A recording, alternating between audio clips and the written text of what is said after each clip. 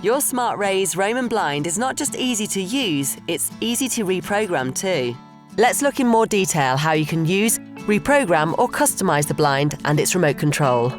Straight out of the box, the blind has stop points pre-programmed. This means that the blind will stop automatically at the top of the window and at the bottom. To change or reset these stop points, start with the blind fully raised. The two small buttons on the back of the remote are used for programming the blind. Using a ballpoint pen, press and hold the L button. After a few seconds, the motor in the blind will jog briefly. Allow the blind to lower until it's 5 to 10 centimeters from where you'd like the bottom stop point to be.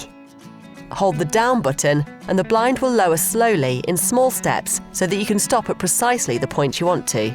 Release the button and the blind will stop. Using your pen, press the C button on the back of the remote control. The blind will give a little jog to confirm that the bottom stop point has been set. The blind is still in programming mode, so now you need to set the stop point at the top of the blind. Press the up button and allow the blind to raise. Again, once you're close to where you want the stop point to be, press the stop button.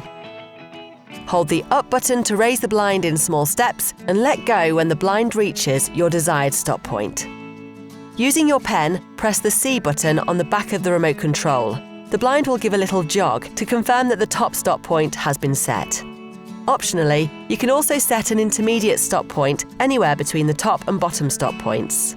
To do this, start with the blind fully raised. Press the down button and allow the blind to lower. When the blind gets to where you'd like the intermediate stop point to be, press the stop button. Using your pen, press and hold the L button on the back of the remote control.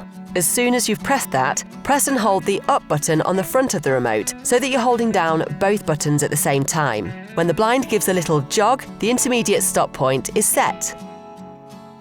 Now that you've set an intermediate stop point, the stop button on the remote control has two uses.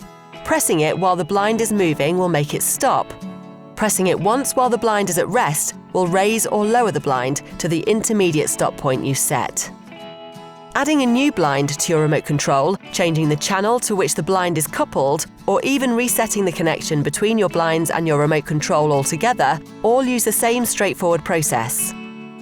To uncouple the blind from the remote control, use your pen to press and hold the L button on the back of the remote. As soon as you press that, press and hold the down button on the front of the remote so that you're holding both of them at the same time. After a few seconds, the blind will give a brief jog. Now use your pen to press the C button on the remote. Press it repeatedly until the blind jogs twice in quick succession. The remote is now uncoupled from the motor in the blind, ready to be coupled again. To couple the remote, you'll need to access the battery pack, so start by taking down the blind from its brackets and laying it down carefully. Unplug the motor wire from the battery and leave it for 30 seconds. Keep your pen and the remote handy for the next part and make sure you've selected the correct channel on the remote, as you'll only have a few seconds. When you're ready, plug the motor wire back into the battery and immediately press the C button on the back of the remote control. The motor will give a brief jog if coupled successfully. If it doesn't work the first time, then don't worry. Just unplug the battery and try again, repeating the process until it works. So, there you have it. With our Smart Raise system, even the complicated stuff is easy.